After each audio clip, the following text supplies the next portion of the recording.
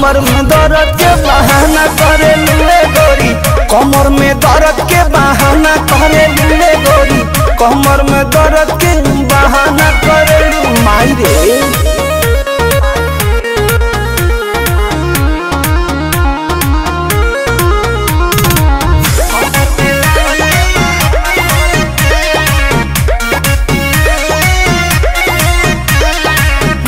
दोपहरिया में धरिया कवरिया में भागेलू कूद के ना आवेलू पजरिया में, भागेलू कूद के ना आवेलू पजरिया में।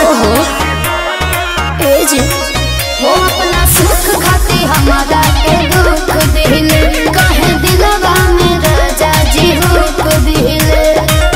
आज के नहीं खेतुरो जाना करलू, आज के नहीं खेतुरो जाना करलू, मांगिले मांगिले मांगिले जब जब माना करलू, कमर में दर्द के बहाना करलू रे गोरी, कमर में दर्द के बहाना करलू रे गोरी, कमर में दर्द के बहाना करलू।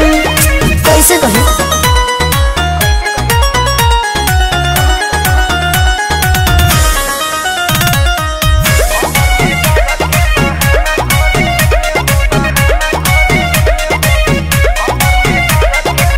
बारू तू कमाल के रखेलू संभाल के, कहे छछनावा तारू निकी निहाल के, कहे छछनावा तारू निकी निहाल के।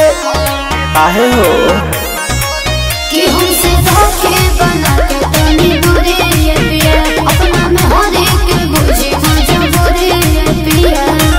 परमत प्रियांशु के ना खाना देवेलू, परमत प्रियांशु के ना खाना देवेलू, मांगिले मांगिले मांगिले जब जब माना करेलू, कमर में दर्द के बहाना करेलू रे गोरी, कमर में दर्द के बहाना करेलू रे गोरी, कमर में दर्द के बहाना करेलू। ट्रस्ट में जान। अरे आओ ना। मांगिले मांगिले मांगिले जब जब माना करेलू, कमर में दर्द के बहाना करेलू